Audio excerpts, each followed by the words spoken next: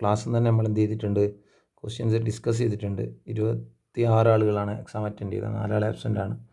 പിന്നെ ഇതിൽ പകുതി പേരും ഉത്തരം തെറ്റിച്ച ക്വസ്റ്റ്യനാണ് question number 1, question number 8, question number 18. പിന്നെ മെജോറിറ്റിയും തെറ്റിച്ചത് ക്വസ്റ്റ്യൻ നമ്പർ 10ഉം 11ഉമാണ്. പിന്നെ ഒരു 10 കുട്ടികൾ തെറ്റിച്ച ചോദ്യങ്ങൾ 2, 3, 7 ഉത്തരങ്ങളാണ്. പിന്നെ നമുക്കൊന്ന് ജസ്റ്റ് നോക്കുക, ക്ലാസ് ഒന്ന് പറഞ്ഞൊരു കാര്യമാണ്.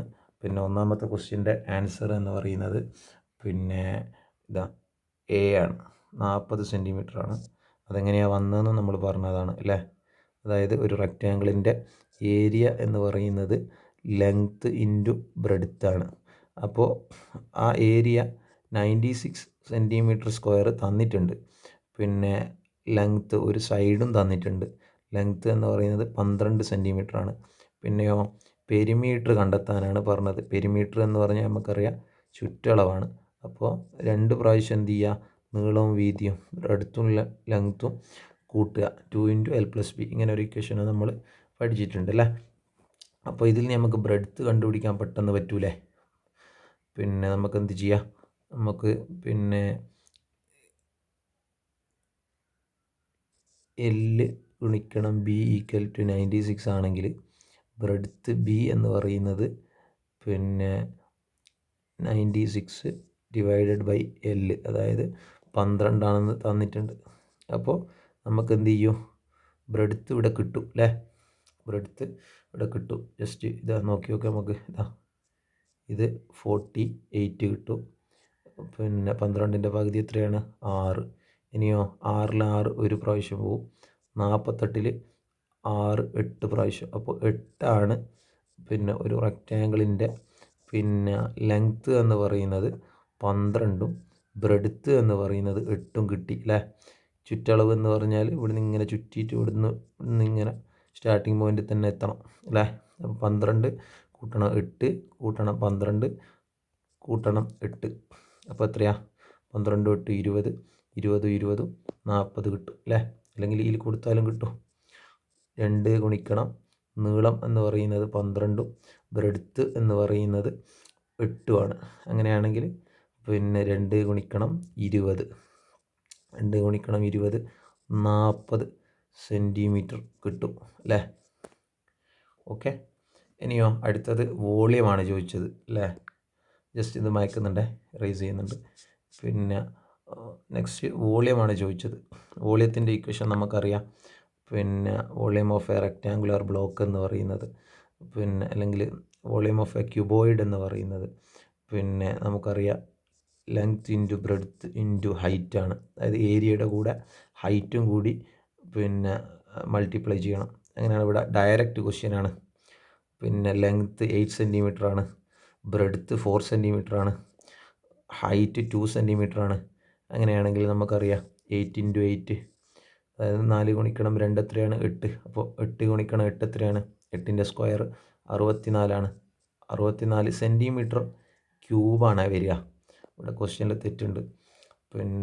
അപ്പോൾ 64 ആണ് വരേണ്ടത്. സെൻറ്റിമീറ്ററിൻ്റെ മേലെ ക്യൂബ് എന്നാണ് വരിക. 2ന് പകരം 3 വരണം അവിടെ. ഇനി നമുക്ക് നെക്സ്റ്റ് ക്വസ്റ്റ്യൻ നോക്കാം. നെക്സ്റ്റ് ക്വസ്റ്റ്യൻ ഫ്രാക്ഷനായി ബന്ധപ്പെട്ടതാണ്. അതായത് ടോട്ടൽ എത്ര, ഈ റെക്റ്റാങ്കിളിൽ എത്ര ബോക്സുകളുണ്ട്. 1 2 3 4, 1 2 3 4. ടോട്ടൽ എത്ര ഉണ്ട്, 4 × 4 16 ഭാഗങ്ങളാക്കിയിട്ടുണ്ട് അല്ലേ.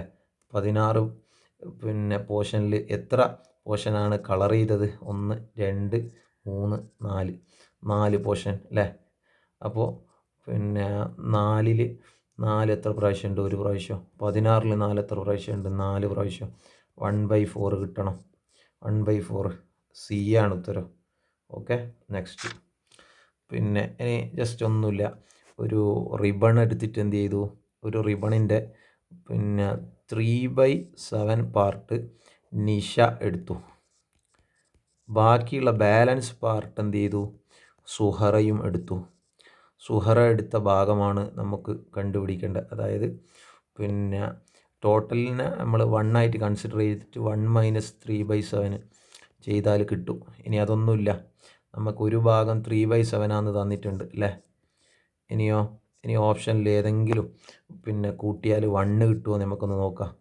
അതായത് ഡിനോമിനേറ്റർ ഒരുപോലെ ആയാൽ ന്യൂമറേറ്റർ കൂട്ടാന്നുള്ളത് നമുക്കറിയാം. അപ്പോൾ ഡിനോമിനേറ്റർ 7 വരുന്നത് ഓപ്ഷൻസ് എ ഉണ്ട് അല്ലേ. അപ്പോൾ 4/7 ഇതാ 4/7 എന്ന് പറയുന്നത് എത്ര കിട്ടും? ഡിനോമിനേറ്റർ അതുപോലെ തന്നെ നമ്മളവിടെ വെച്ച് ഡിനോമിനേറ്റർ പിന്നെ 7 പിന്നെ 3 4 കൂട്ടിയാൽ എത്ര കിട്ടി? 3ൻ്റെ കൂടെ 4 ആഡ് ചെയ്താൽ പിന്നെ 7 കിട്ടി. അപ്പോൾ 7/7 എത്രയാണ്? 1 ആണ്. അപ്പോൾ ഉത്തരം എത്രയാണ്? 4/7 ഭാഗമാണ് സുഹറൻ്റെ അടുത്തുള്ളത്. പിന്നെ നിങ്ങൾ 4ാം ക്ലാസ് പഠിച്ച ഒരു ഭാഗമാണ് ഇവിടെ വന്നത്. അതായത് രവി പിന്നെ നടക്കുകയാണ്. രവി എത്ര കിലോമീറ്റർ നടക്കുകയാണ്? വീട്ടിൽ നിന്ന് പോസ്റ്റ് ഓഫീസിലേക്ക് നടക്കുകയാണ്. പോസ്റ്റ് ഓഫീസ് വരെ എത്ര ഉണ്ട്? 2.4 കിലോമീറ്റർ ഉണ്ട്.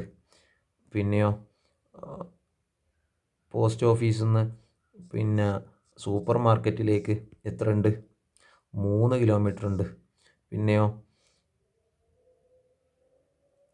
പോസ്റ്റ് ഓഫീസിൽ നിന്ന് സൂപ്പർ മാർക്കറ്റിലേക്ക് 800 മീറ്ററാണ്. 800 മീറ്റർ ഉണ്ട്. സൂപ്പർ മാർക്കറ്റിൽ നിന്ന് വീട്ടിലേക്ക് എത്ര ഉണ്ട്? സൂപ്പർ മാർക്കറ്റിൽ നിന്ന് വീട്ടിലേക്ക് 3 കിലോമീറ്റർ. അങ്ങനെയാണെങ്കിൽ നമുക്ക് നോക്കാം. നമ്മൾ 4ാം ക്ലാസ്സിൽ പഠിച്ചിട്ടുണ്ടല്ലേ. 4ാം ക്ലാസ്സിൽ എന്ത് പഠിച്ചിട്ടുണ്ട്? 1 കിലോമീറ്റർ എന്ന് പറയുന്നത് പിന്നെ 1000 മീറ്റർ ആണെന്ന് നമ്മൾ പഠിച്ചിട്ടുണ്ട് അല്ലേ. അപ്പോൾ ഇത് ജസ്റ്റ് ഒന്ന് മാറ്റി എഴുതിയിട്ടുണ്ടേ. ഹോമിൽ നിന്ന് പിന്നെ പോസ്റ്റ് ഓഫീസിലേക്ക് 2400 മീറ്റർ. പിന്നെ പോസ്റ്റ് ഓഫീസിൽ നിന്ന് പിന്നെ സൂപ്പർ മാർക്കറ്റിലേക്ക് 800 മീറ്റർ. സൂപ്പർ മാർക്കറ്റിൽ നിന്ന് വീട്ടിലേക്ക് 3 കിലോമീറ്റർ എന്നാണ് പറഞ്ഞത്, 3000 മീറ്റർ. ഇത് ജസ്റ്റ് കൂട്ടി നോക്കൂ. 0 പിന്നെ 8 4 12 1 ബാക്കി. അപ്പോൾ ഇത്ര